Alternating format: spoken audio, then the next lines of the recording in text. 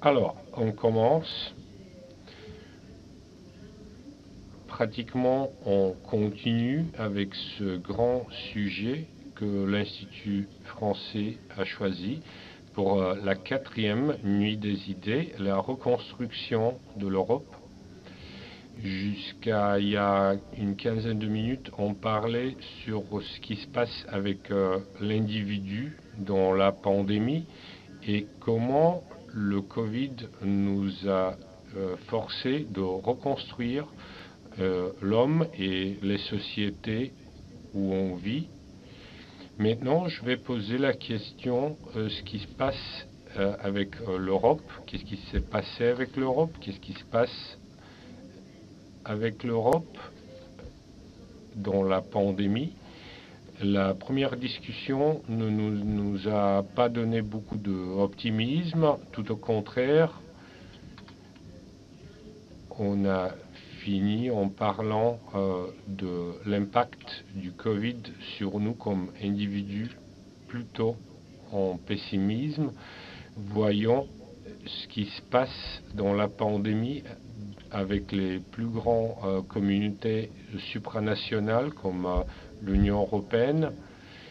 C'est un sujet important pour la France qui est en train de présider le Conseil de l'Union européenne depuis début janvier. À part le Covid, il y a encore plus d'insécurité et peur de conflits militaires potentiels, ce qui se passe dans ce moment à la frontière entre l'Ukraine et la Russie. Les troupes que la Russie est en train d'amasser, la folie des gens et le fait que plusieurs d'entre nous ont choisi à croire différentes théories de la conspiration. C'est ce sentiment général d'insécurité. Je suis très contente de pouvoir parler ce soir avec M. Adam Michnik, un homme absolument libre et irréductible aux clichés de la Pologne, de l'histoire de l'activisme politique en Pologne, encore à l'époque du mur de Berlin, et rédacteur en chef de Gazeta Wyborcza en Pologne. Dans ce moment, c'est pas facile pour les médias. Tony Nikolov, philosophe, rédacteur en chef de Portal Cultura, rédacteur en chef avant de Radio France Internationale, traducteur de plusieurs philosophes français importants, auteur de plusieurs livres, et M. Ivan Krastev, un des fondateurs du Centre de stratégie libérale à Sofia, du Conseil de politique étrangère, de l'Institut de recherche sociale à Vienne, et un analysateur bien connu des médias mondiaux, New York Times, auteur de plusieurs livres, Après l'Europe par exemple, et co-auteur de plusieurs livres publiés en plusieurs langues. Est-ce que c'est déjà demain? Comment la pandémie change l'Europe? Et je voudrais d'abord inviter M. Michnik avec une question directe. M. Michnik, c'est quoi pour vous la reconstruction de l'Europe en vue de toutes ces crises différentes où on vit?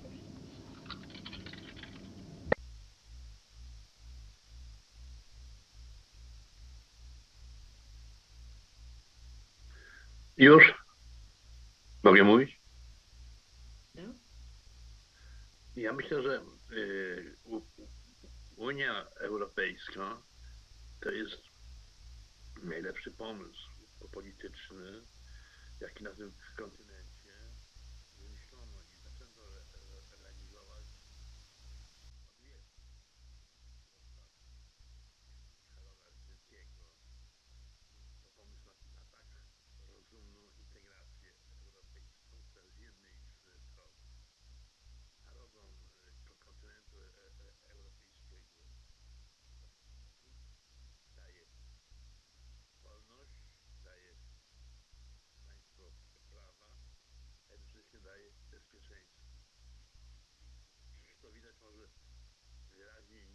z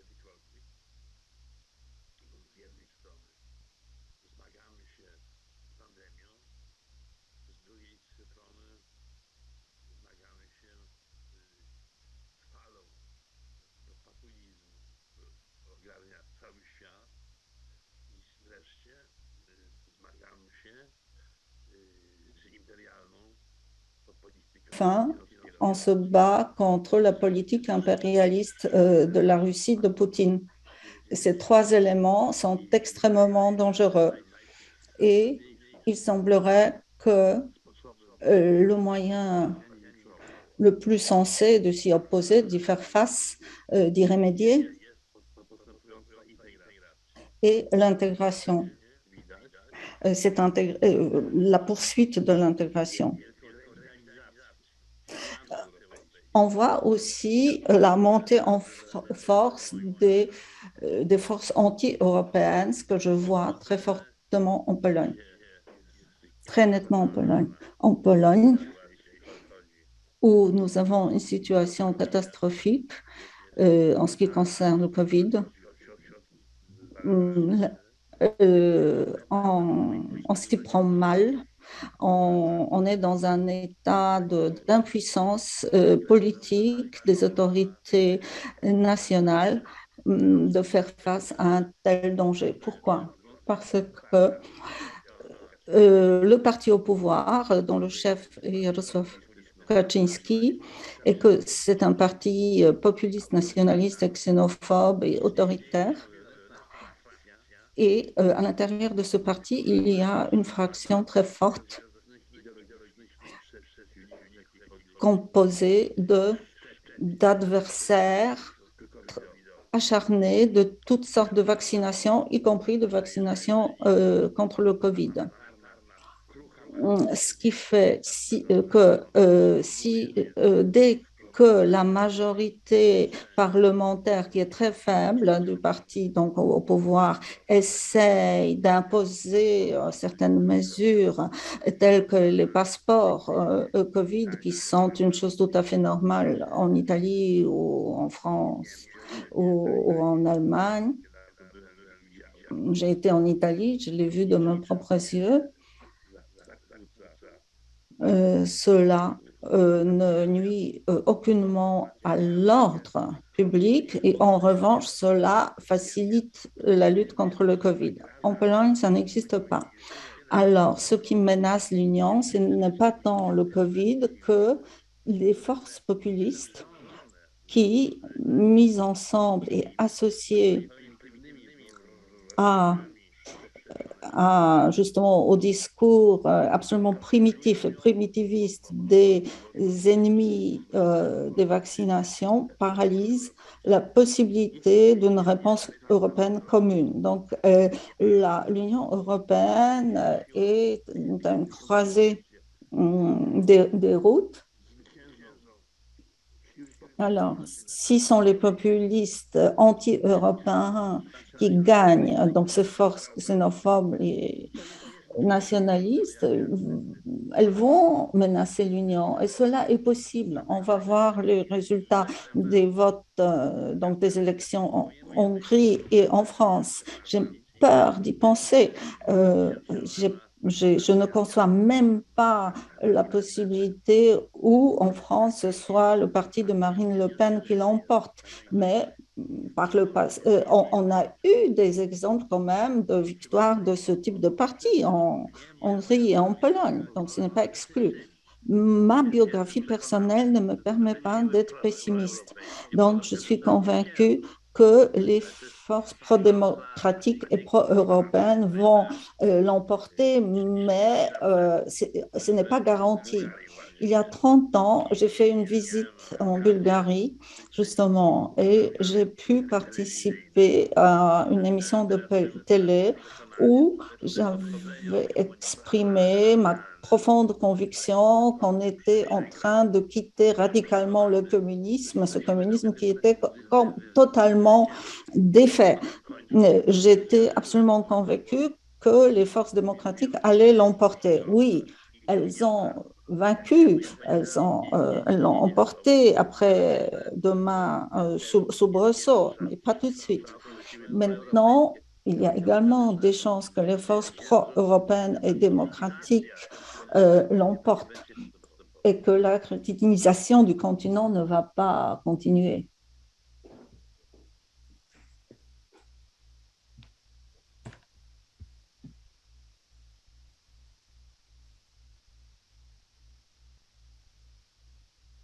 Добре.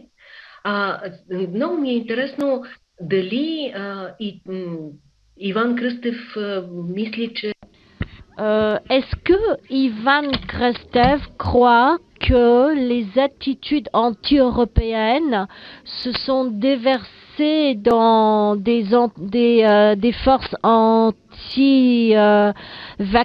Est-ce que l'anti-vaccin est devenu la cause principale du type populiste? C'est très différent dans les différents pays. Pendant ces 2 dernières années, il y a eu des choses qui étaient différentes. Au début de la pandémie, il y avait une période où l'Union européenne a arrêté d'exister. Toutes les frontières étaient fermées. Chaque pays s'est renfermé sur lui-même en essayant de faire face aux problèmes, en s'isolant, en s'auto-isolant. On a compris que ce type d'enfermement ne fonctionnait pas. Ça ne fonctionne pas purement économiquement. Des milliers de personnes franchissent la frontière pour travailler ou pour faire des études. Après ce premier choc, on a compris que l'Europe devait résoudre ces problèmes ensemble. Et l'une des choses qui a existé, c'était de faire une politique commune avec les vaccins. Je dis ça parce que si vous regardez les données, pendant dans cette année, les théories conspirationnistes se sont multipliés. Par contre, si on vote pour un parti populiste, cette vague ne s'est pas multipliée. Il y a différents moyens d'arriver à la théorie anti-vax. L'une des choses intéressantes qui m'a impressionné, c'était que la crise a reconfirmé la division Est-Ouest quand on parle de vaccins.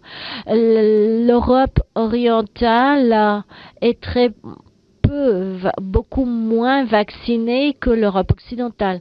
Les explications sont différentes. C'est lié au fait que pour la Bulgarie, avec toutes les élections, ces élections ne nous ont pas permis de nous focaliser sur les vaccins.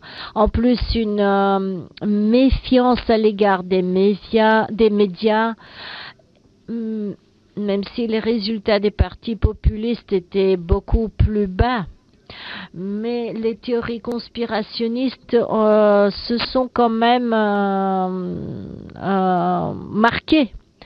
On peut se vacciner, entre guillemets, contre les théories complotistes. Je n'oublierai jamais une histoire qu'on m'a racontée dans laquelle quelqu'un se plaint, il dit qu'il ne se vaccinera jamais parce qu'il y aura cette histoire de Bill Gates que tout le monde va recevoir une puce. Mais donc l'idée que c'était de réduire la population, et la première personne dit alors je vais me faire vacciner. Donc il y a différentes théories conspirationnistes, une théorie qui se bat contre une autre. Si vous regardez le pourcentage de Bulgares vaccinés en Autriche et vous enlevez le pourcentage de ceux qui ont fait des études supérieures, vous allez voir que c'est à peu près le même personnage. Donc les gens qui ne quittent pas leur propre pays médiatique. Donc les gens sont formés dans leur débat, dans leur espace linguistique. Donc on doit regarder l'Europe d'un regard différent. Donc qui a gagné ou qui a perdu, il est tôt de le dire. Au début, ce sont les gouvernements qui ont gagné. Si vous regardez les enquêtes sociologiques, la première vague a donc montré que les gens cherchaient la protection auprès de leur gouvernement. Maintenant, il y a beaucoup plus de méfiance. Les gens comprennent moins le monde dans lequel ils vivent. Ils ont peur de beaucoup de choses. Et Michnik a raison de dire qu'il y a une combinaison de plusieurs facteurs qui rend les gens mécréants. Donc, c'est facile pour les différents types d'entrepreneurs qui cherchent des solutions faciles. D'accord, je voudrais savoir ce qu'en pense Tony Nikolov et je voudrais utiliser l'une des questions qui ont déjà été posées dans le chat par le public. La question est adressée à Monsieur Michnik, mais je vais aussi la poser à Tony Nikolov d'abord. La question suppose que les politiques par rapport à la pandémie ont suspendu des principes et des droits fondamentaux des citoyens.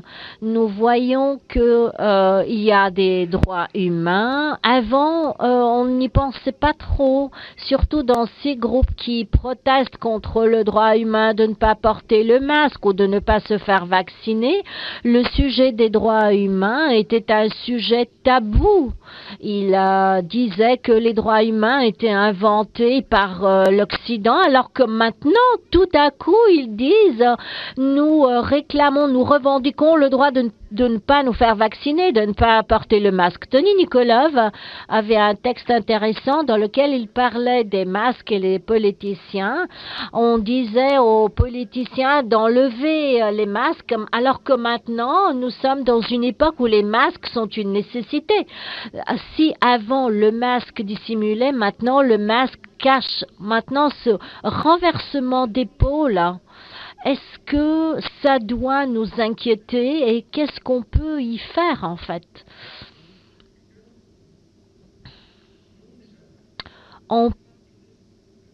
Il y a beaucoup de choses qui doivent nous inquiéter en ce moment, mais nous devons commencer par l'idée qu'on se faisait de l'Europe pour nous et de notre génération qui admirait Adam Michnik au moment où il symbolisait cette Europe unie.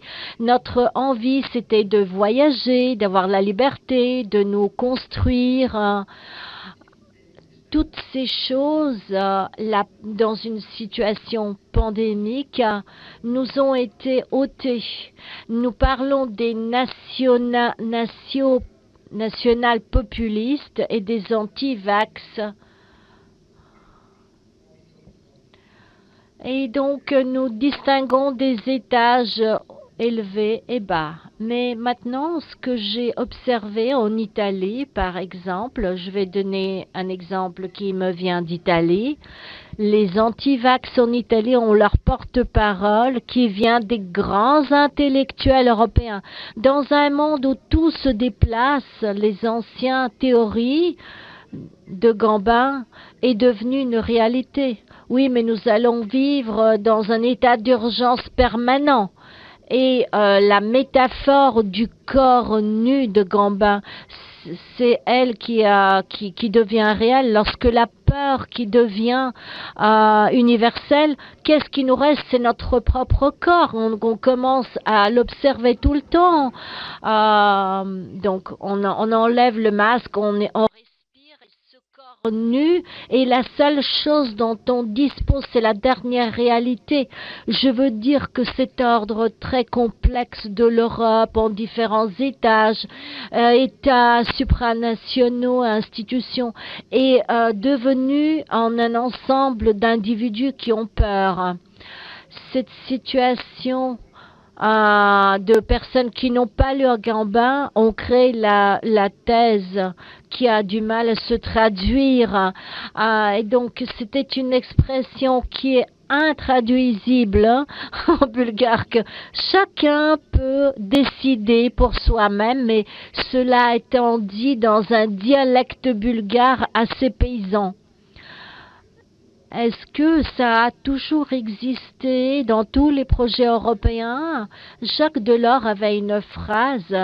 En France, il disait, et il la répétait souvent, que le développement européen n'est pas un fleuve, un long fleuve tranquille.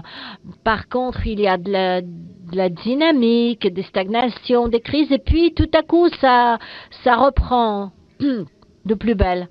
Maintenant, nous sommes en crise, mais après reviendra une autre crise et donc tout cela va recommencer. Puis il y a la guerre. D'autre part, il y a la guerre qui réapparaît. Donc il y a dans l'histoire d'Europe des situations très intéressantes lorsque les pandémies de peste étaient salvatrices en quelque sorte. La première idée globale européenne au XVe siècle, liée à Constantinople, où un roi tchèque et un seigneur italien écrivent un projet global européen qui remet à plus tard la chute de Constantinople. Donc, comment la superposition de la pandémie et des autres crises va résoudre le problème? Ivan Krastev a dit que l'Europe a du mal à fonctionner. Elle disparaît. Maintenant, c'est le contraire. Les corps, ils veulent fonctionner ensemble. Quand il y a la guerre ou quand il y a la pandémie qu'il y a le rapprochement des corps. Non, il paraît que dans la pandémie, les corps cherchent la distance, tandis que dans une situation de guerre, elles se rapprochent. Et M. Poutine a mis 150 000 soldats sur la frontière de l'Europe qui sont très rapprochés l'un à l'autre. On a peut-être des problèmes de connexion,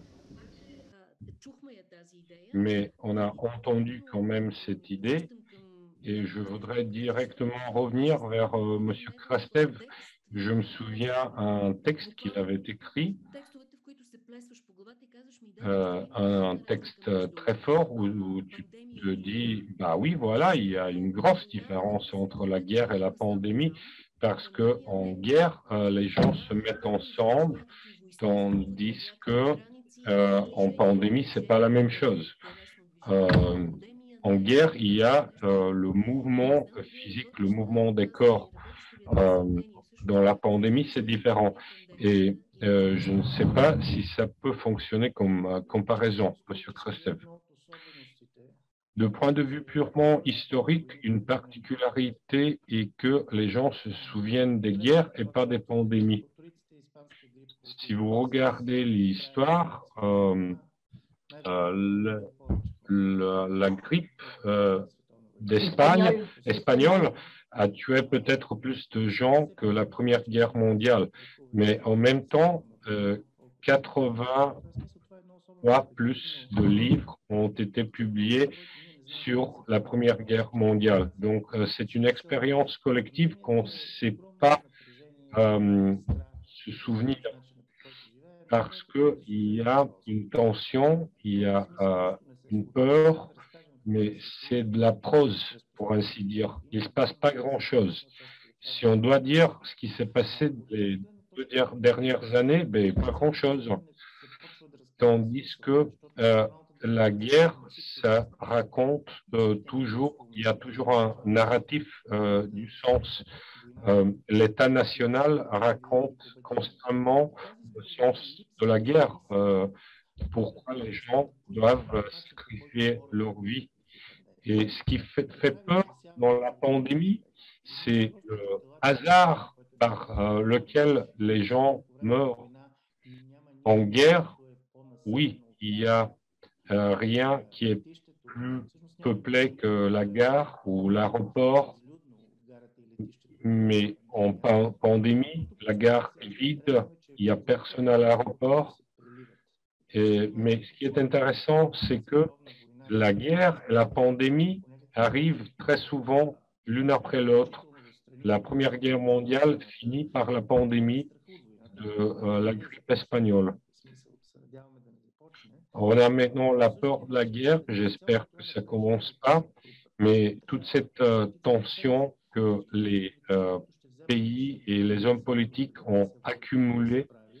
Imaginez tous ces hommes politiques qui, eux aussi, pendant les dernières 2 années, ont été enfermés chez eux, qui ont parlé avec 5, 6 personnes, qui n'ont pas pu rencontrer des gens sauf leur famille. C'est vrai d'ailleurs du président russe.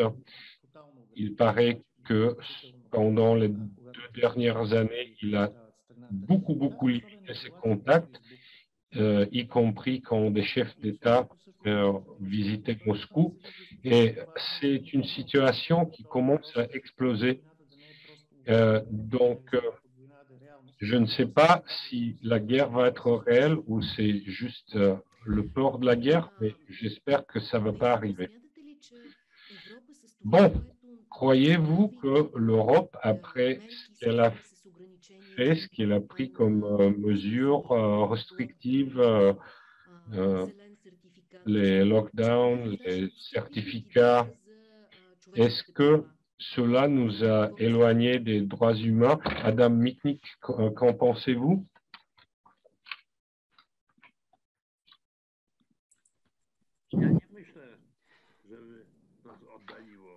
Je ne pense pas à ce qui nous a éloignés.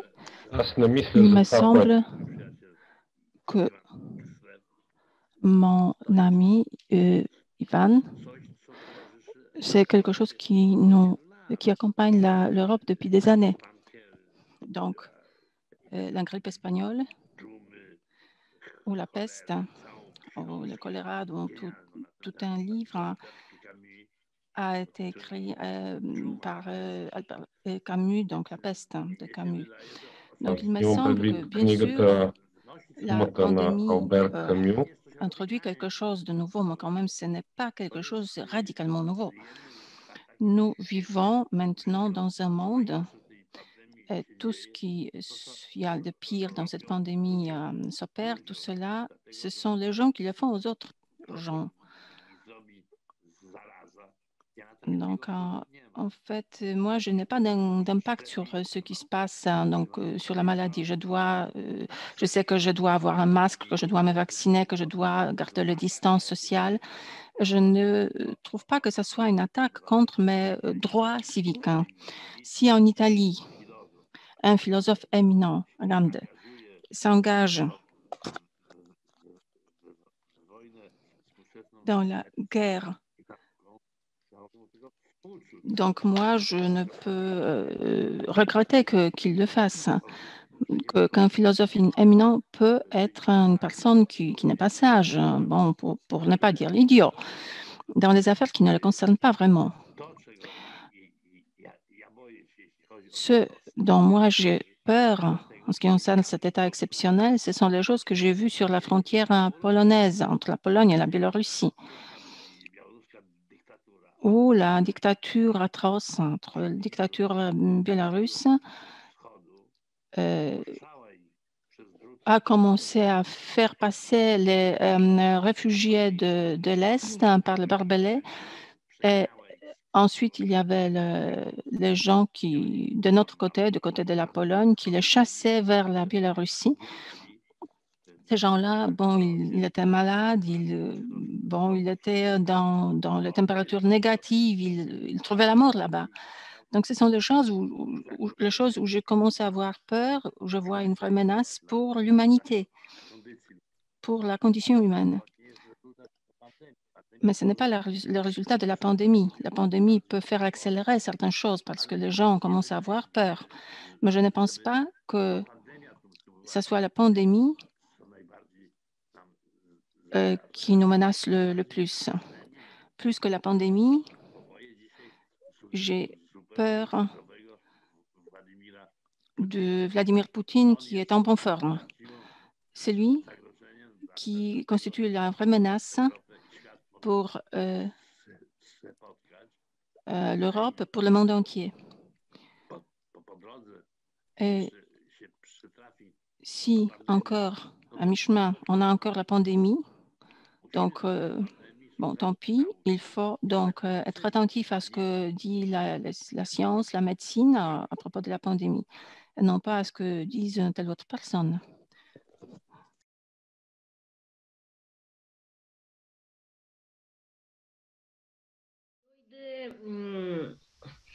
D'où, comment pourrait-on trouver cette envie d'écouter la voix de la raison si on a tellement peur et tellement d'insécurité?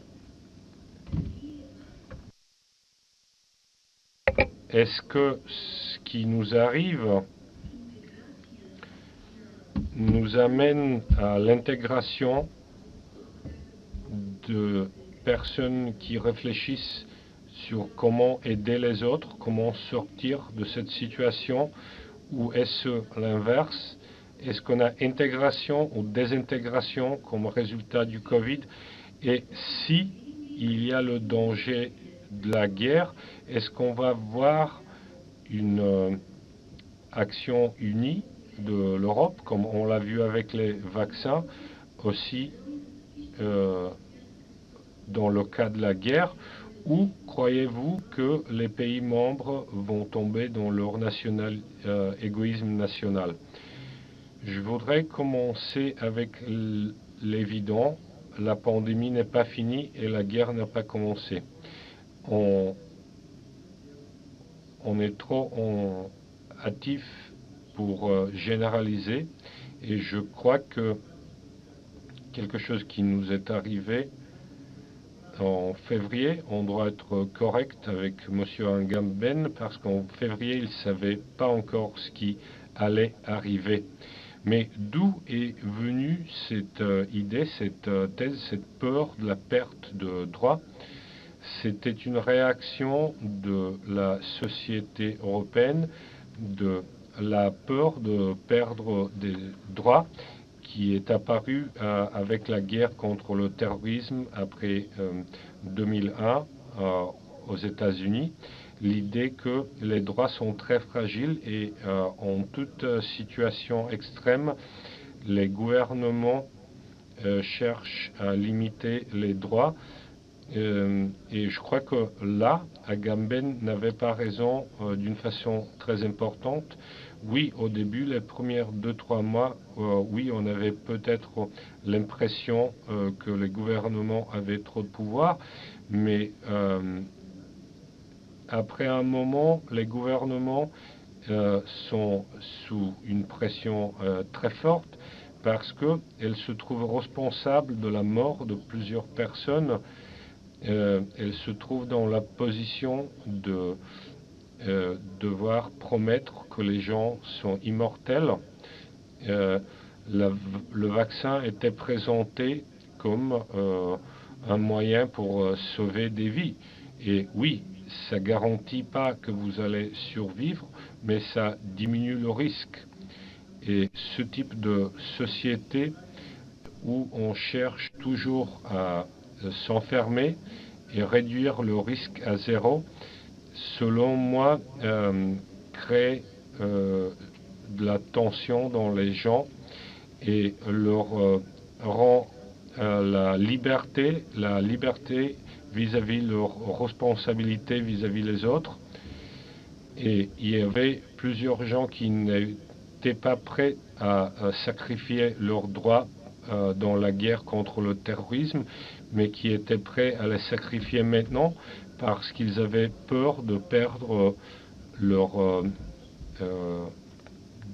des membres de leur famille, des amis.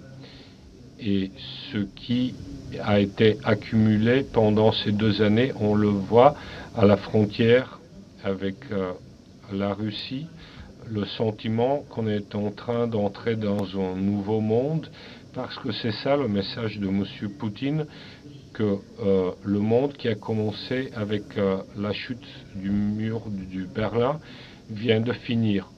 On a un nouveau monde et je propose au président américain de se mettre d'accord sur ce nouveau monde.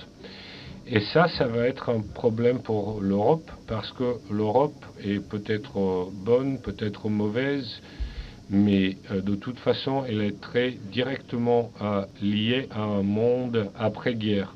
L'Europe est le résultat de la destruction de la Seconde Guerre mondiale. Mais on a la sensation que la guerre est impossible en Europe. C'est une chose de base. Les Européens ne sont pas naïfs pour croire que la guerre c'est impossible en général, mais ils croient que c'est impossible ici. Comme les Américains croient que la démocratie aux États-Unis est garantie, les Européens croient que la paix est garantie en Europe.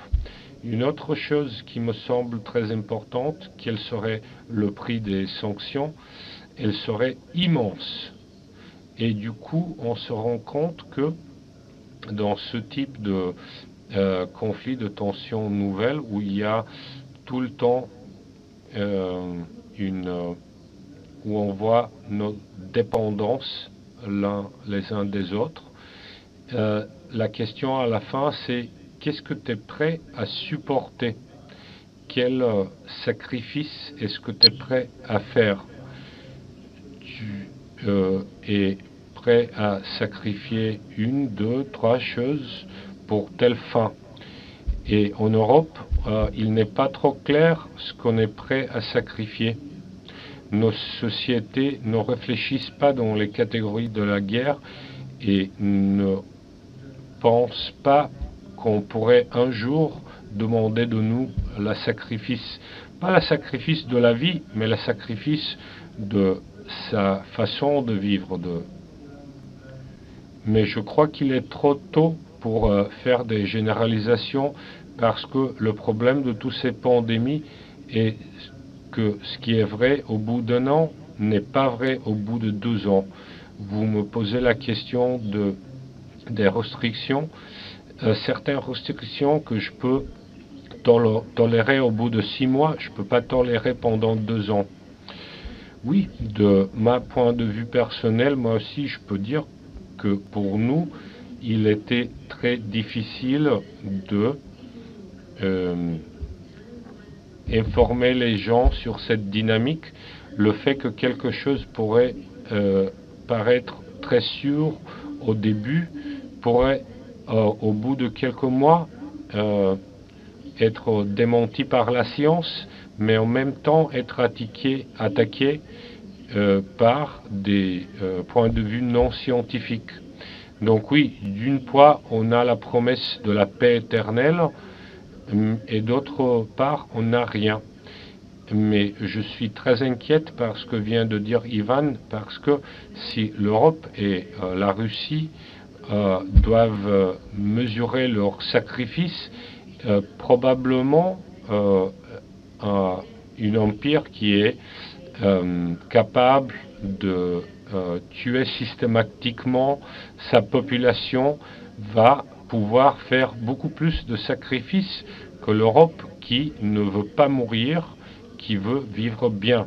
Donc, dans une situation de guerre, après la pandémie, il peut se révéler que l'Europe est absolument incapable de mener une guerre. Monsieur Nikolov, est-ce que vous pouvez peut-être nous redonner un peu d'optimisme qu'il n'y aura pas de guerre? Les menaces sont un fait véritable, mais il y a aussi division très facile de la position européenne comme résultat de ces menaces. Dans la guerre contemporaine, les menaces sont évidemment aussi importantes que les chars et on voit combien on a de segments différents dans la société européenne, il faut le dire, parce que, comme vous le voyez, les différentes nations ont des positions différentes. Et ici, on a la position fameuse de la neutralité bulgare. On croit toujours pouvoir être membre de l'OTAN et en même temps être en bon rapport avec la Russie. Il paraît que ce n'est pas notre spécifique national, on n'est pas les seuls. D'autre part, il y a les pays nordiques qui sont connus pour leur neutralité, mais qui du coup se sont solidarisés vis-à-vis M. Poutine. Et ce que M. Krstev vient de dire, c'est très intéressant. Il y avait une étude européenne. Est-ce que vous êtes prêts à sacrifier leur vie pour une cause? Et contrairement à ce qu'on s'attend, les données sur la Bulgarie sont très basses, environ 15%. Donc l'Europe, c'est un projet spécifique et il paraît être le cas dans chaque pays membre. On a perdu un peu la connexion, c'était curieux ce que vous venez de dire. Cette étude dit que même si on est très patriotique en Bulgarie, très peu de gens sont disposés à se sacrifier, à mourir pour leur pays. Mais je reviens sur le motif. On a vu que Covid a désintégré nos sociétés d'une certaine manière, même s'il y avait plusieurs gestes de bénévolat individuel et tout ça. On chantait, on jouait de la musique pour les infirmières, pour les médecins. Il y avait un peu ça. Dans la première partie de cette discussion, on parlait de l'impact sur le tissu social. Est-ce que c'est possible d'avoir une position unique en Europe et est-ce que l'Europe peut être un acteur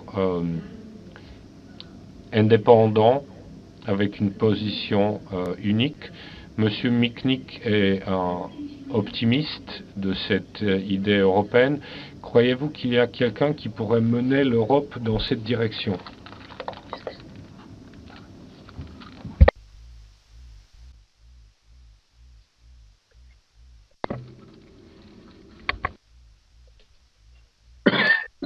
Ja jestem optymistą przez całe życie. Natomiast ja się staram być Toute ma vie, jeśli chodzi o takie globalne przewidywania. mais il est très difficile de faire des suppositions globales. Je m'entends.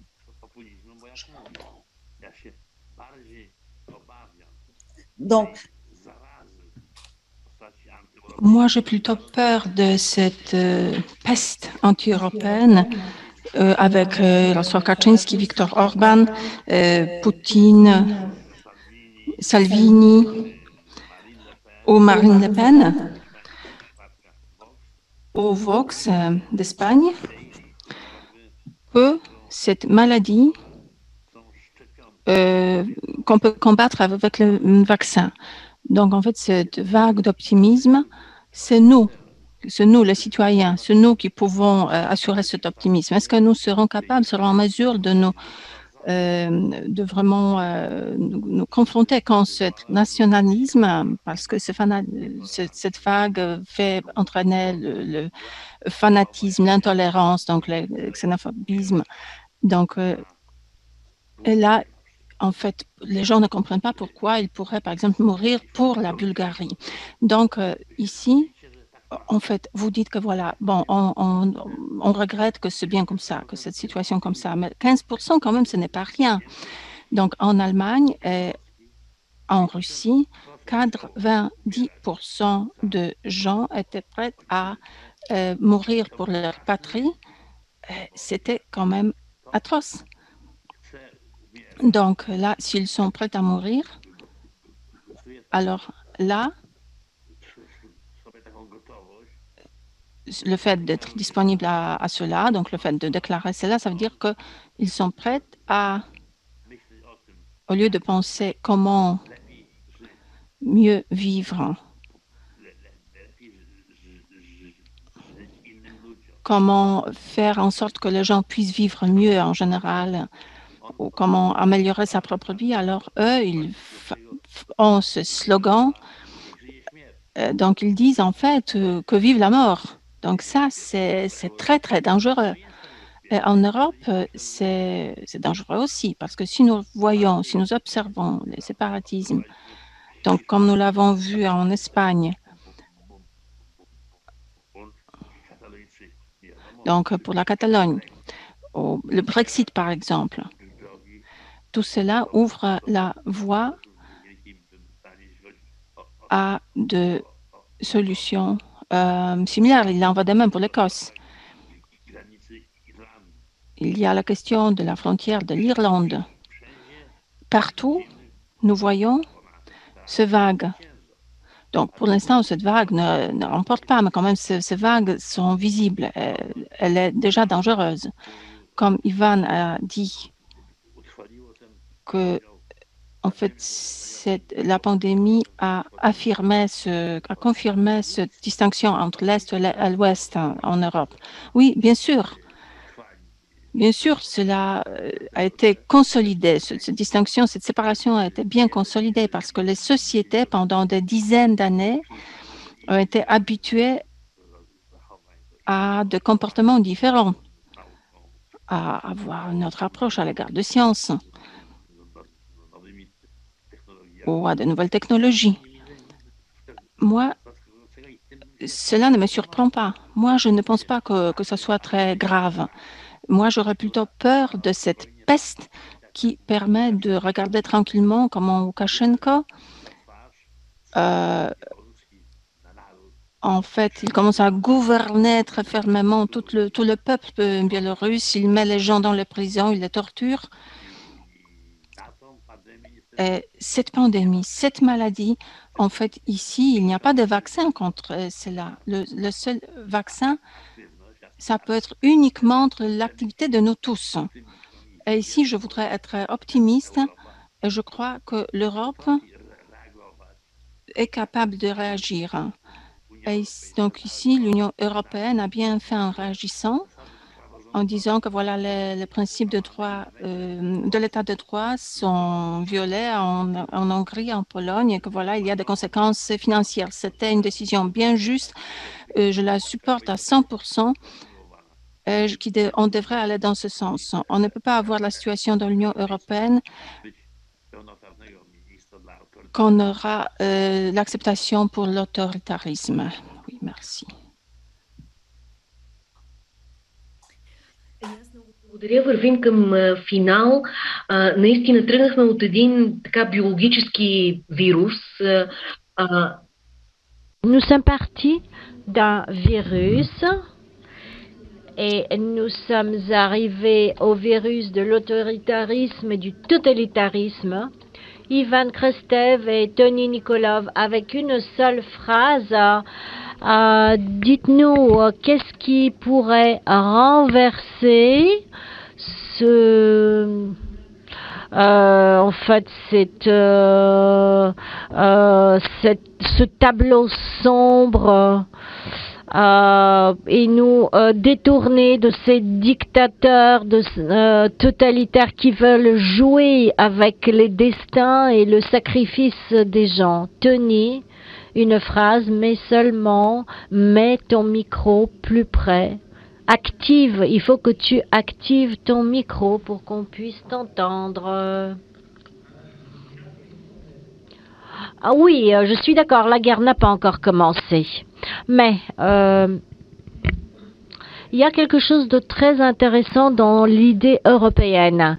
Et c'est le fait qu'elle prend de la vitesse lors des épreuves. Et donc, une longue période de paix diminuait en fait la réactivité des institutions et des gens en Europe. Il ne faut pas oublier toutefois que l'Europe, ce n'est pas que des institutions et des personnes. Il y a une pensée d'un grand Européen. il faut que les gens donnent leur approbation à tout ce que nous faisons. Voilà le grand dialogue lors de ces temps pandémiques qui nous divisent. D'accord, donc non seulement les institutions, mais aussi des personnes. Macron parle d'une Europe souveraine. Nous savons que il y a aussi d'autres dimensions à ça. On ne va pas entrer en détail pour la Bulgarie. Mais l'Europe souveraine, agissant en tant que souverain à travers les personnes, les citoyens européens, Ivan, est-ce possible? Oui, tout est possible si les gens le demandent, le veulent. Le problème de la souveraineté, c'est que chacun veut avoir le choix dans toute situation.